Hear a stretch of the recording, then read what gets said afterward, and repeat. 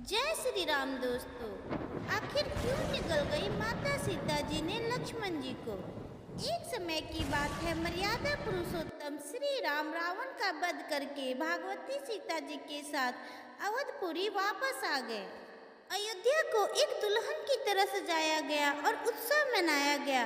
उत्सव मनाया जा रहा था, तभी सीता जी को ख्याल आया कि वनवास जाने से पूर्व माँ सरयू नदी से वादा किया था कि अगर पुनः अपने पति और देवर के साथ सकुशल अवधपुरी वापस आ जाऊंगी तो आपकी विधिवत रूप से पूजा अर्चना करूंगी। ये सोचकर सीता जी लक्ष्मण जी को साथ लेकर रात्रि में सरयू नदी के तट पर गई। सरयू नदी की पूजा करने के लिए लक्ष्मण जी से जल लाने के लिए कहा। लक्ष्मण जी जल लाने के लिए घड़ा लेकर सरयू नदी में उतर गए। अभी लक्ष्मण जी जल भर ही रहे थे कि तभी सरयू के जल से एक अधासुर नाम का राक्षस निकला, जो लक्ष्मण जी को निगलना चाहता था। लेकिन तभी भागवती सीता ने यह दृश्य देखा और लक्ष्मण जी को बचाने के लिए माता सीता ने अघासुर के निगलने से पहले स्वयं लक्ष्मण जी को निगल गई। लक्ष्मण जी को निगलने के बाद सीता जी का सारा शरीर जल बन के गल गया। यह दृश्य हनुमान जी देख रहे थे, जो अदृश्य रूप से सीता जी के साथ सरयू तट पर आए थे।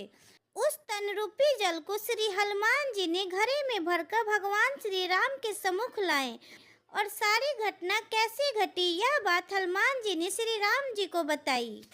मर्यादा पुरुषोत्तम श्री राम जी हंसकर बोले, हे मारुति सूत, सारे राक्षसों का वध तो मैंने कर दिया, लेकिन यह राक्षस मेरे हाथों से मरने वाला नहीं है।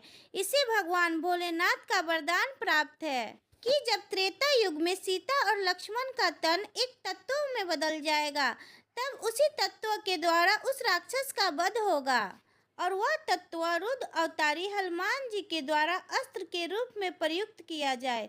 सो जाओ हनुमान, इस जल को तत्काल सरयू नदी के जल में अपने हाथों से प्रवाहित करो।